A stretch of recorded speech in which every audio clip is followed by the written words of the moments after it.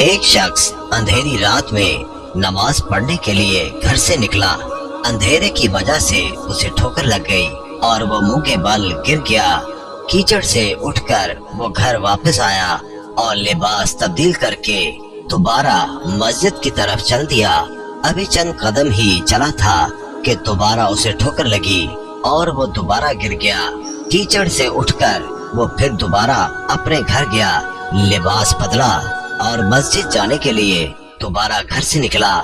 جیسے ہی وہ اپنے گھر سے باہر نکلا تو اس کے دروازے پر اسے ایک شخص ملا جو اپنے ہاتھ میں روشن چراغ تھامے ہوئے تھا۔ چراغ والا شخص چپ چاپ نمازی کے آگے آگے مسجد کی طرف چل دیا۔ اس مرتبہ چراغ کی روشنی میں نمازی کو مسجد پہنچنے میں کسی دشواری کا سامنا نہیں کرنا پڑا۔ وہ خیریت سے مسجد پہنچ گیا۔ مسجد کے دروازے پر پہنچ کر چراغ والا شخص رک گیا۔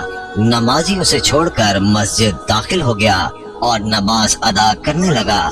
نماز سے فارغ ہو کر وہ مسجد کے باہر آیا۔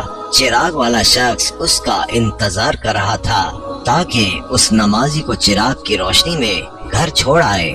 جب نمازی گھر پہنچ گیا تو نمازی نے اجنبی شخص سے پوچھا، آپ کون ہیں؟ اجنبی بولا، سچ بتاؤں تو میں ابلیس ہوں۔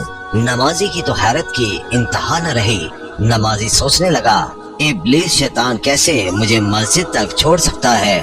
اس کا کام تو لوگوں کو بہکانا ہے۔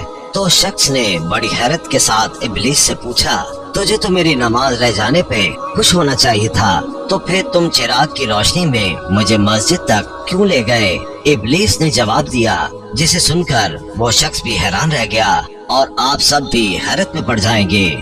ابلیس نے جواب دیا کہ جب تمہیں پہلی ٹھوکر لگی تو اللہ تعالیٰ نے تیرے سارے گناہ معاف فرما دیے۔ سبحان اللہ۔ جب تجھے دوسری ٹھوکر لگی تو اللہ تعالیٰ نے تیرے پورے خاندان کو بخش دیا۔ مجھے فکر ہوئی کہ اگر اب تو ٹھوکر کھا کر گر گیا تو اللہ تعالیٰ تیرے سارے گاؤں کی مغفرت نہ فرما دے، اس لیے چراغ لے کر آیا ہوں کہ تم بغیر گرے مسجد تک پہنچ جاؤ۔ اس شخص نے جیسے ہی یہ بات سنی اس نے اللہ تعالیٰ کی بارگاہ میں اپنا سر جھکا کر اللہ کا شکر ادا کیا۔ تو دوستو، یہ ہے اللہ تعالیٰ کی شان۔